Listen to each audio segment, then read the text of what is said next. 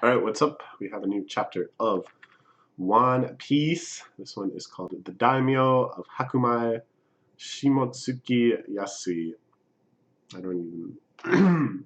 I'm pretty sick right now. Probably real with you. I've got a pretty bad cold. So, I have no idea if I pronounced that well or not. Anyways, the cover page is fantastic. It's my favorite member of the Big Mom Pirates, Montor. I just love how he was like one of the few sane people, and yet he's actually just so crazy in his own ways.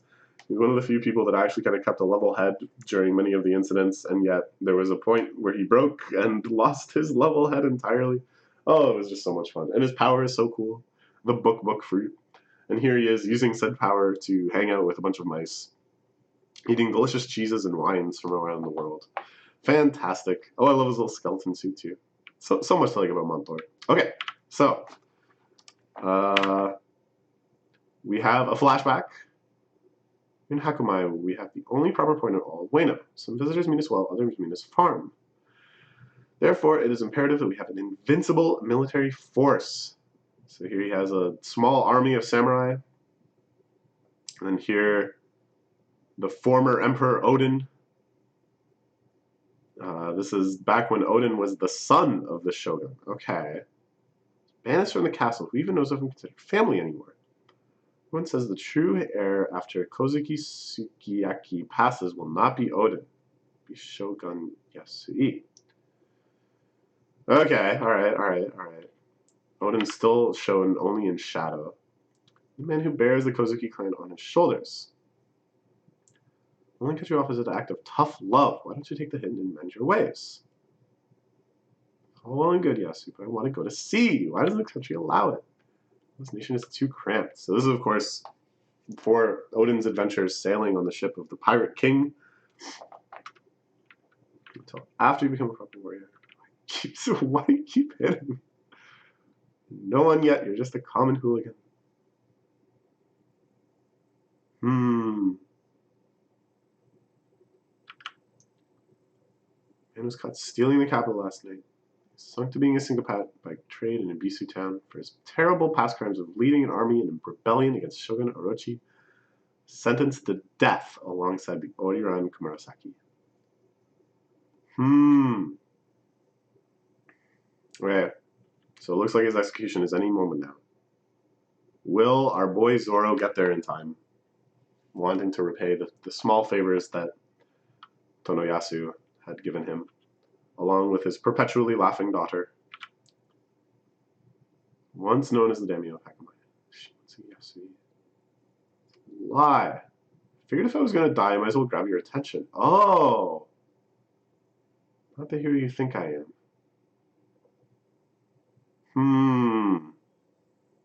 So, as they intended, this has settled down the uproar around Kumurasaki's funeral, that everyone was super pissed off, and probably would end up super pissed off at the Shogun if this kind of public outpouring of grief was allowed to continue. So instead, they've strung up our boy here, who's now claiming not to be the daimyo. I think mostly just in order to, just because he can't witness the sadness of his former subjects. I'm not sure. People of Ebisu have rushed into the flower capital. It seems this man is a more inspirational figure than we knew. So this is all the people of Ebisu, the smiling, laughing town, that even though they're starving, they're now rushing in to support their one benefactor. Don't ye dare kill Yasu. Stop, filthy peasants. Don't you go dying on us now, Yasu. Die who we have to support us. All these old ladies, newfound strength in their body, running into the city. Shogun Orochi's decision to display the execution on leg scrolls may backfire on us. Shogun, you serve as an idiot. You must make the vassal's life harder. Look upon the beauty of the flower couple. What a wondrous sight Wano is. It sure is. Oh man, you can see Oda's love for this entire period in this exaggerated but still lovingly detailed portrait of an old Japanese town. Just like the meticulous detail on all the rooftops and the castle in the distance. It's really wonderful. Excuse me. Will this be his last sight? Will he go down laughing at the beauty of it all and the absurdity of such a death? Is this beauty which is our pride and joy, built over generations of hard work by the Kozuki clan and the people of the nation? Delivering some stupid speech. Kurozumi Orochi.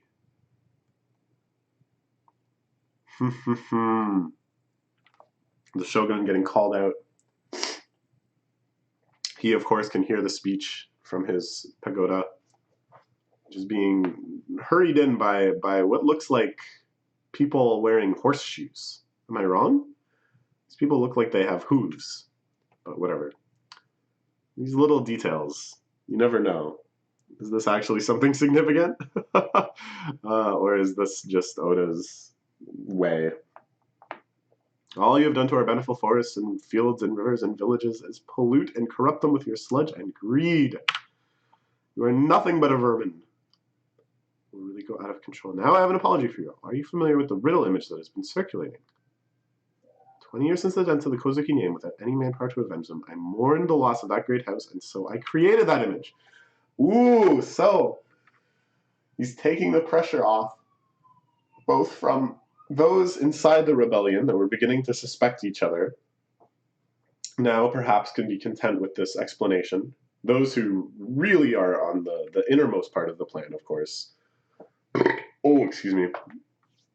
Don't really need to be swayed, by the way, by this. But more importantly, this might cause the shogunate, which of course was on super high tension and getting Kaido's people involved, to maybe back off a little bit, to be like, oh, geez, maybe it was nothing. Like maybe instead of this secret samurai army that's been building up in the shadows, instead it's just this kind of crazy old man who was causing a big stink. And now that man is dead, so we're fine. That seems maybe a little naive of them, but I wouldn't say that the shogun here is known for his thoroughness and his wisdom. Just a little prank. 20 years ago, after Odin died, Orochi came to us, the foreign demanding daimyo, with a question. Would we serve Koizumi or fight? A laughable query. Odin, for everything you had. You stole the shogun's throne through deceit and... Who would serve you? And here we see, watching the video monitors in various places, Shutomaru, a strong samurai hanging out with Lord Dogstrom.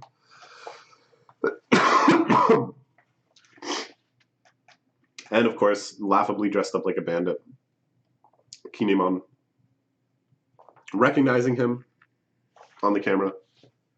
I think Tonoyasu's strategy here is pretty crazy, because earlier he just denied being the daimyo. And then he's like, oh yeah, they came and saw all the daimyo, me included. So it's like, is he deliberately telling these contradictory stories in order to kind of create just the general confusion and unrest that he thinks that each and every person hearing the story will then kind of take the most favorable and actionable subset of his claims and rise up in rebellion? Something like that. Daimyo and the people of Ichiland immediately took up arms. We failed to overcome the monster that is Kaido, and Ueno was razed to the ground. To my disappointment, I survived the battle and took to living in Ibisu Town in disguise, but I was ashamed to die of old age. I orchestrated this childish stun with a symbol. Please forgive me. Orochi's cowardice knows no bound. He panicked so much that he apprehended innocent people just for wearing the trend of the moon symbol upon their skin. So this is cool too. So this is like kind of the beauty and spirit of Ueno that we've been seeing kind of come through in bits and pieces here and there. the jailers, the people working for Orochi, although they're loyal to the shogunate and kind of willing to turn a blind eye to the absolute misery that he's perpetuating throughout the country, deep down do still have some sense of morality and justice, right? So that they were kind of okay with locking people up that they thought were a threat to the shogunate, but just locking totally innocent people up for no reason, for just happening to have this symbol, is insane, right? Like they they're probably gonna free all of these would-be revolutionaries.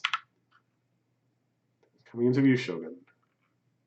Pump you full of lead. Orochi riding on top of his pagoda, ready to be the one-man execution squad here.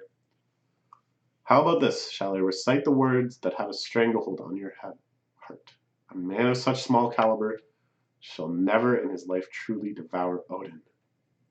So this is where it ends. And he laughs, going into the great beyond, laughing, as he promised to do.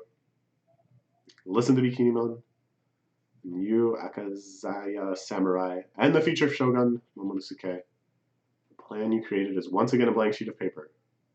Showing your comrades caught in Reisetsu a new gathering place. It's all I can do with what's left of my life. Nothing Orochi the Coward can say will sway the minds of his soldiers now. For 20 long years, no one has been able to take Kaido's head. Zoro arriving. Cover the children's eyes. For now the final daimyo serving Kosuke. Nay, the friendly oddball of Ibisu Town shall make the final grand journey. In fact, I think I'll go singing.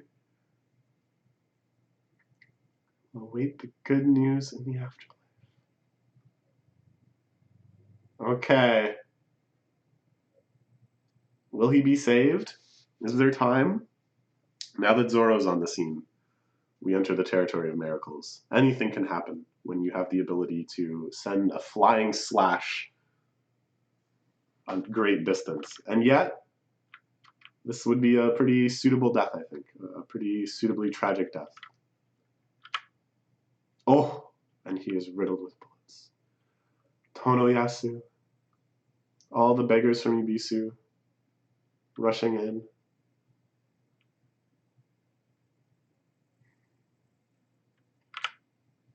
Tonoyasu just up and died.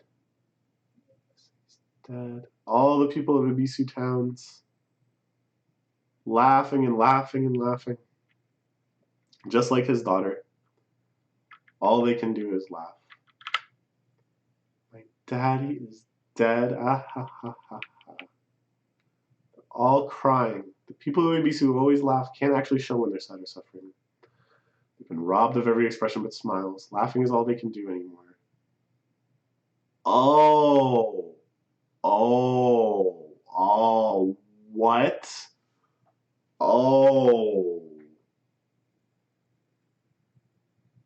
Oh, that's what's going on. Oh, I thought it was just some Wano thing. I thought it was like when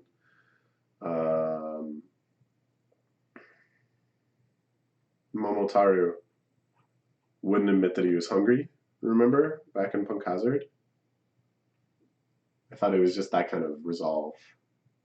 But no, they've actually been cursed. They've actually been affected somehow. The smile fruits. Okay. So, pretty heavy chapter. The first chapter we've had in so long where there was really only one focus. This was entirely just Tonoyasu's story. There was like reactions to it and stuff, of course, but for the most part, we didn't stay away from that execution plaza.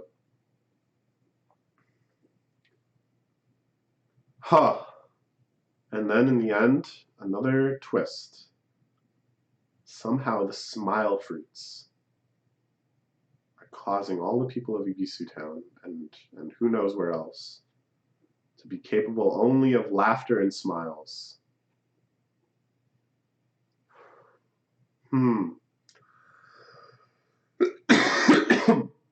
Which, of course, because of Otoko there and her inability to stop laughing at the Shogun during the whole kerfuffle in the Shogun's castle, was what kicked off, Komurasaki dying and Nami having to nuke the place and all of that stuff. So it really is a tragedy that's had major impact on the story already, outside of just the kind of disturbing reality of their lives that even though they're living in poverty, even though they witness all this injustice, they can only smile and laugh. All right. Well, we'll wait for the next chapter. Jeez,